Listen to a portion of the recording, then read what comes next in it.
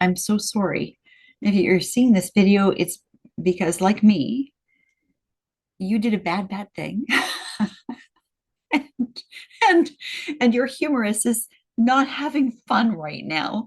You've broken the humerus shaft and you're in a lot of pain and you are scouring the internet for anything that will help you through this.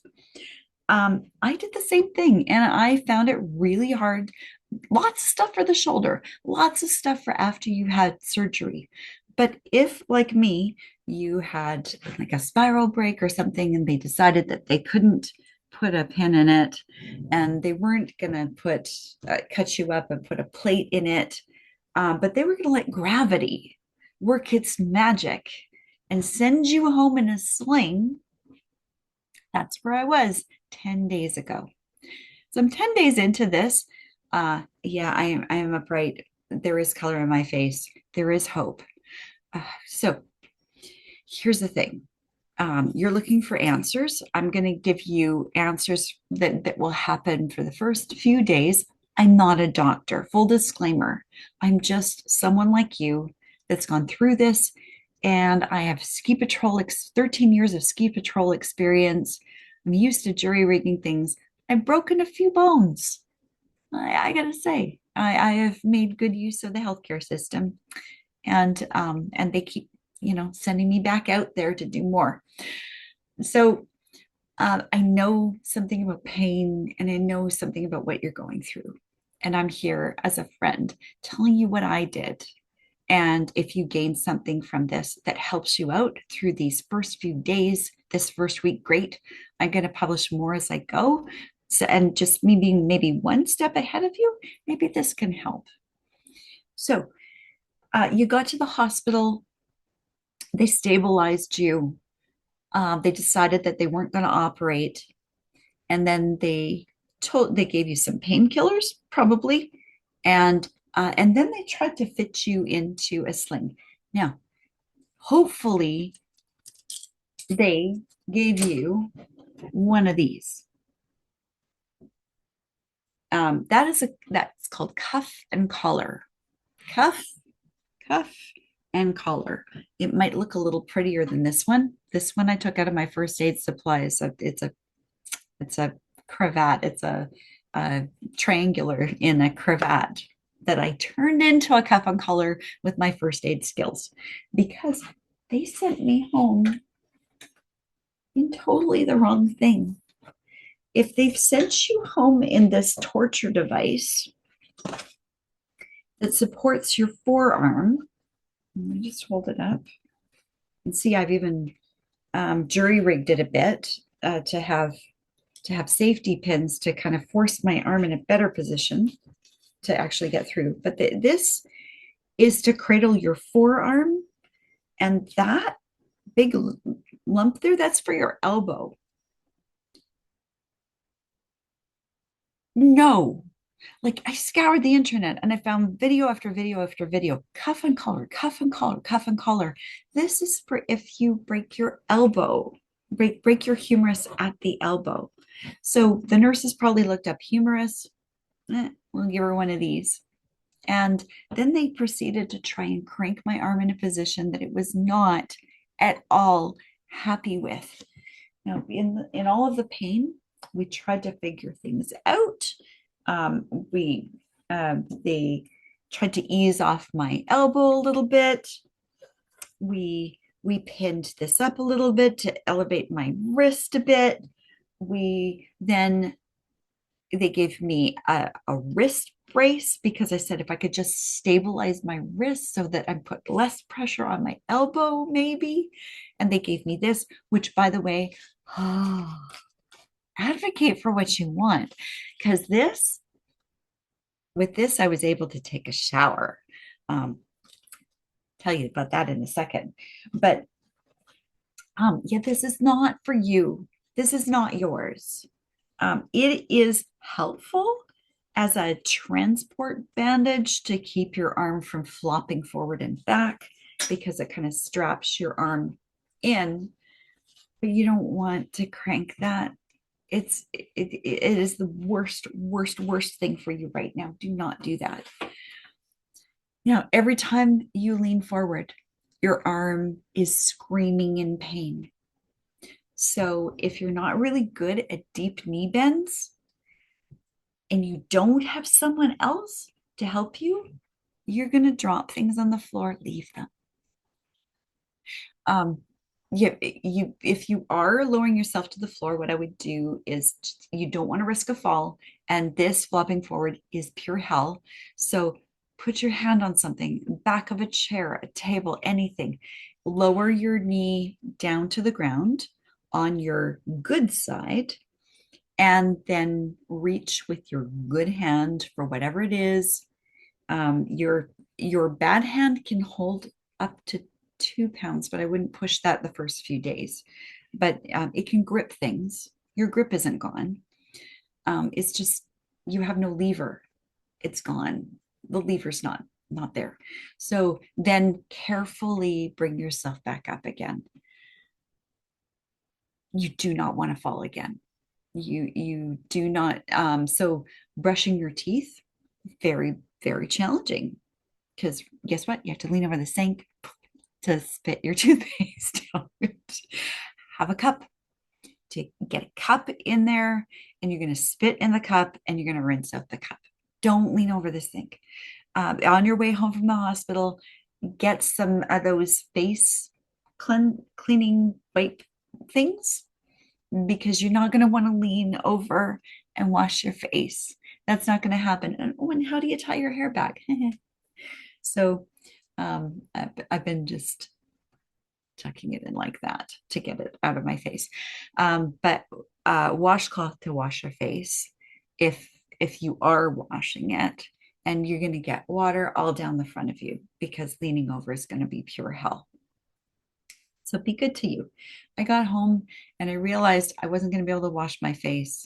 I did this first thing in the morning. I hadn't showered. I hadn't washed my face. I was ick. So you can shower. What I did, so I had this, which I wasn't going to get wet. Still trying to figure things out, but I had this, and the wrist brace has these loops. So I thought, oh, okay. Let me get it. I grabbed a lanyard.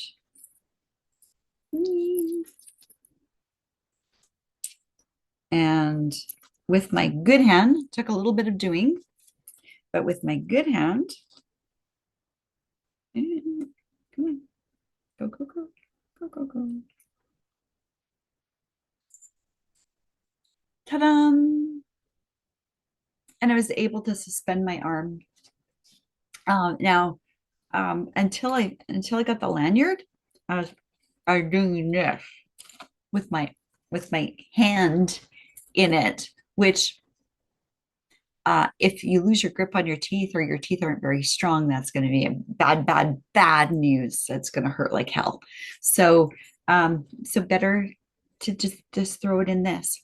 And then when I went to clean under my arm, which is tricky, I was just able to bring my hand up and grip onto this, and do my little thing. So yeah, you can figure out how to shower. They told me showering was optional. Not so much, not for me. So um and it is what it is. It's not going to be perfect, but hey, celebrate the victory of being clean. I did that because the torture of washing my face was going to be pure hell, and I didn't have those wipes. Pick up the wipes. So then it's the task of sleeping. They've told you you're going to be sleeping upright in a recliner.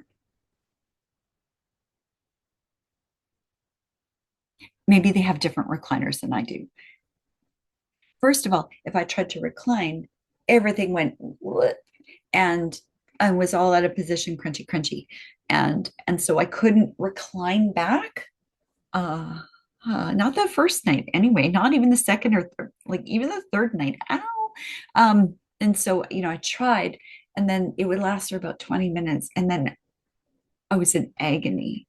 And I thought, how am I going to do this? I tried stuffing pillows around me. I tried like any movement just killed. It was an awful, awful first night. So I talked to my friend Jessica, who had been on the ski patrol with, and I scoured the internet and I found a video. You know what they used to do when you had this kind of an injury is they used to wrap you up in a temporary cast for the first 2 weeks. And the way they did this temporary cast, they used the plaster and everything, but they made a they made something that went around your neck, and then down, so down the side of your arm, looped under your arm, came up under the arm, and looped back over your neck.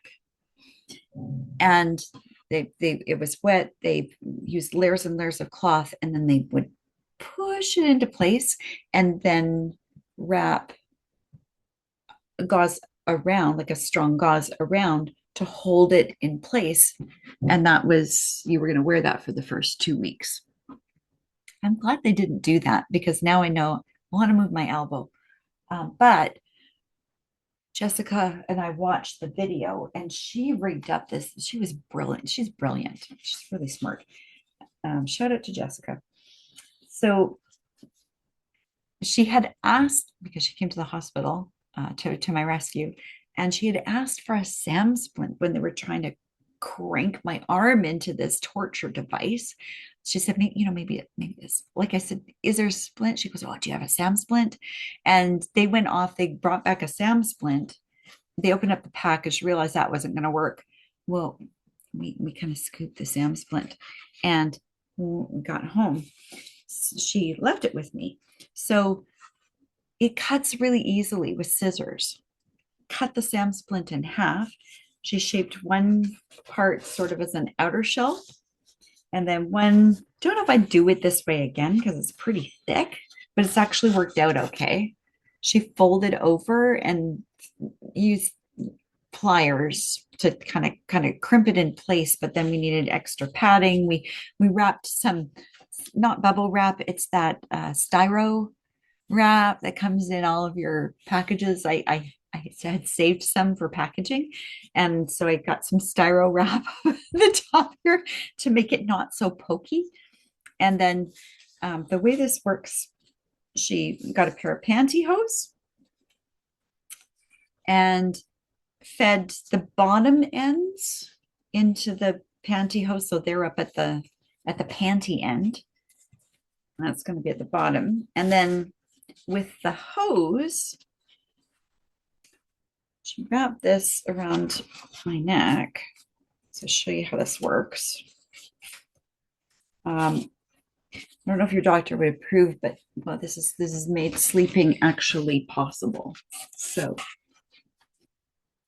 this, and that's what I wanted. I said, oh, if only they could put like a shell around the outside of my arm just to shield it. So your body knows what it wants. So this wraps over there. You loop that. So it's looped in the back, and then this, the other part of the loop is coming down the front. And then the arm thing goes into place. The right way around. No, I don't. Right up there, right up in your armpit, and that's where my break is, by the way. But with that extra padding, so you might have to move it around. I didn't want it forward. I wanted it to kind of go with the shape of my arm like that. Your body knows, listen to it. And with this on the outside, we took tensor bandages and carefully, slowly wrap the tensor bandages around, and then down to about here, and then another tensor bandage starting there, working up, so that it went around the shoulder. That did mean a lot of bulk under my arm, which was awful the first night. Now I've got it down to a science where there's less bulk under my arm. And then I've actually made it so that when I get to the bottom here, I can actually take a piece up, pull it across my shoulder. It's kind of pulling up on my outer arm, comes across the shoulder, keeps my shoulder down, and then I tie it off over here. So if I had another piece going the other way, crossing over the other way, that would be ideal. And there's a lot of science to that. But yeah, just having that pressure, that bandage up here, that helped a lot. So you've got this all wrapped up, and now you've got a temporary brace. It's temporary, and it's molded to you, and it's not putting weird pressure points in places you don't want to kind of fix it and release bits of the bandage and tighten other bits. You don't want it too tight, otherwise you're going to have a whole ton of pooling of stuff down in your lower arm. So not too tight, but tight enough to give you the support you need. And guess what? If it's not tight enough and you need extra support for a moment, you can always squish. Oh, and just doing that right now feels good. Feels good. Okay, so what you're after is stability. And what I found is to sleep. I actually slid this a little bit more toward the back, and this a little bit more toward the back, so that it held my arm in place, so that when I laid back, shh, don't tell my doctor, when I laid back, nothing went crunch. Now, there was a lot of trial and error. I don't lay flat. I have I have like a wedge pillow that I lay on that I got from Showcase. It's actually a reading pillow. You can prop it upright, or you can have it laying down, and there's a place for your head to go through. There's a little headrest thingy. It's very versatile. Don't know if you've seen it, but check it out. Um, so I'm on that. That keeps me on my back. I am not a back sleeper. And then I laid a pillow, kind of a flat but firm pillow beside me, and then layered it with blankets to be just the right slope. And then a little support under where my elbow would be. And then a soft pillow that I could kind of wedge in to slightly elevate my hand. And when I wake up, my hand's not puffy. When I go to sleep, hand puffy, because always hand down. When I wake up, hand not puffy, because it's been slightly elevated above my heart. So yay, yay. There is relief. It's in 3.5 hour stints, because you take the painkiller, it takes a while to kick in. The painkiller lasts 4 hours.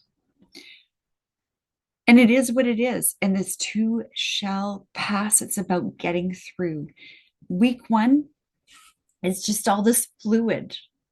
That's why it's all falling down into your lower arm and your elbow, and you do not want to cut the blood supply off to your lower arm, otherwise you'll have this. See, I cut the blood supply off, and now I have a lovely stain under my skin. It's going to take a while to go away, but my hand blew up about 3 times its original size. And then I lost all feeling in my fingers because my elbow was so full of fluid, it actually cut off the blood supply. And I thought, what if I got gangrene? I was almost ready to go back to the hospital. Had to massage and massage, like just push until I could feel the fluid kind of moving. It's the weirdest feeling. And in my elbow, and when finally fluid could make it through, I had to put something warm on my hand to try and get circulation happening. and everything came back. But yeah, if the circulation cuts off, it can be an emergency. So be careful about that. You've got really important stuff. You've got a radial nerve that's coming from your shoulder, and it's winding its way around. I think through the elbow. I think it's right here. It's why you get tennis elbow, through here, and then it ends up on the radius, so the radial side. So it ends up, if you have this awful nerve pain in here, that's your radial nerve, and it's being cut off somewhere. So be careful about that one. You've got a you've got an artery, very key artery. Your brachial artery comes in, and it also feeds through your elbow area. So that's why you don't want to crank your elbow. Good God. There's a lot of important things going through it. You need it to flow. And I looked up, there's some exercises you can do. So, neck, that's going to feel good. And then into the side, hold it longer than I'm holding it. And to the side, don't roll your neck. That's actually really bad for it. But cranking it into different positions, you can do different angles. You can do like a clock. You can think of 12, 1, 2, 3, 4, and work your way around in the different angles for your neck. But just please don't roll your neck. So that's going to help a lot. You need to get your shoulders back. And at first, you're going to be like, I don't want to move my shoulder. But trust me, here, let me get this off. Get this off. Um, when you do, it's going to feel so much better. I looked this up, and an orthopedic surgeon was saying like a clock. So do the same thing that I just said with your neck, but with your shoulder. So 12 o'clock. And be gentle, go slow, and listen to your body. If it gives you any resistance, just don't. 1 o'clock, 2 o'clock,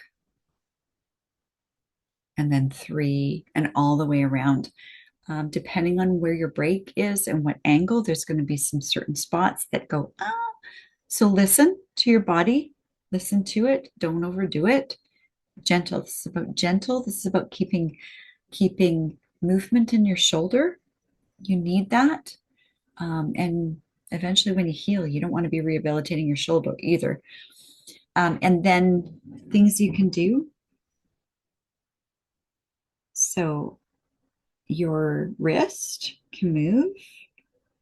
Okay, you still have your forearm. That hasn't been affected. Now, if it's got a lot of fluid in it, this is going to be hard, but you can crank it. And again, listen to your body. So if that's making this go, stop. Just work with it. Do what you can when you can with what you have. And you want to keep mobile. This I can now sort of write as long as I don't move my arm. So I have to kind of move my hand. It's not ideal. Not ideal. But that'll come within your first week, because writing with my left hand, it's somewhere between toddler and terrorist. It's not good. It's not good writing, and very slow and awkward. So I'm doing a lot of typing with my left hand for a living. I teach online. I have to sit in front of my computer. So I sit on an exercise ball. I don't know if you can see me moving around a lot. Yeah, that works for me. What that does is it makes me tighten my core, and I am grateful for that tighter core.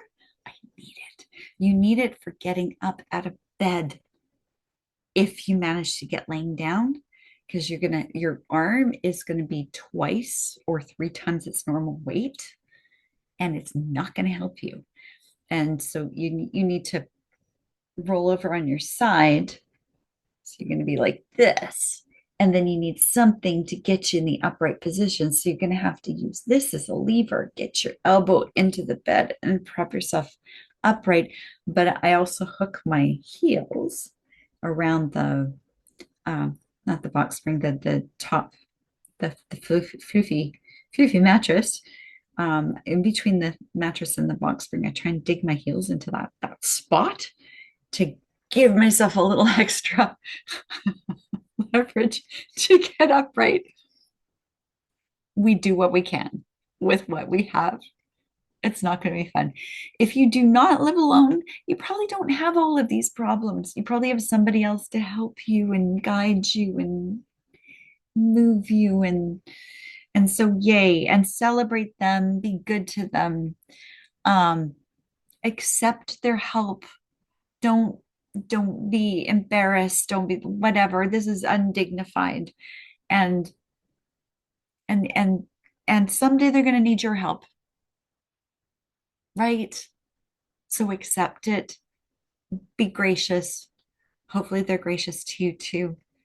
um but I don't have that, so I've had to figure this out on my own and with friends coming over.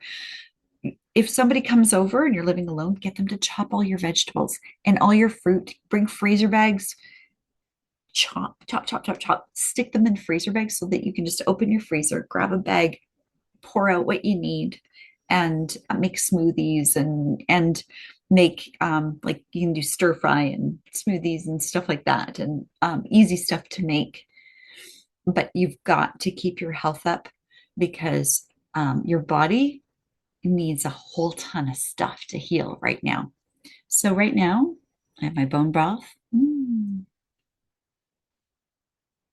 It's not straight bone broth. I could not dare yeah, bone broth. Miso soup, bone broth and miso. That works. So I've been doing that. Um, the I think the miso has a little potassium in it or something, but you need your potassium, you need your magnesium, you need your calcium, you need your vitamin E, vitamin D3, zinc. So if you have a bone vitamin that you're already taking, great. You might need more collagen. So in that first week, all that fluid going in there, some of it's collagen. It needs collagen in there to form new bone. So um, take collagen. I've got collagen supplements, luckily, that I had, and I had bought some liquid collagen at some point thinking I would try it, and it was sitting in my fridge. So I've been doing the both. I've been doing the pills in the morning. I've been doing a little bit of the liquid in with some ascorbic acid or ascorbic calcium ascorbate, which is vitamin C and calcium. That's in the afternoon in a drink, stirring up in a drink. Smoothies, I've been throwing in protein powder, lots of fiber, lots of fiber, and manage your pain. Do not be a hero here. You can let the painkillers run out if you want to see just how much pain you're in. Trust me, it's a lot. It's a lot. I've been doing Advil and Tylenol together during the day, and then the opioids they gave me at night. And I don't like doing opioids, but I'll if I can get away with one, great. If I'm having a really bad night and I have to take a second one, the second one, I don't know. Sometimes it knocks me out, sometimes it doesn't. Sleepy time tea, chamomile tea, anything to soothe you at night, to give you that any little edge that you can sleep with, and be good to you. Be good to you. You deserve it. So I'm sorry this happened to you. We're on this journey together. I'm 10 days in and I've survived up to this point, and I'm not superhuman. I'm just like you. So um so yeah, yay you for finding this video. Like, subscribe. I will be doing more to help you through the next little bit.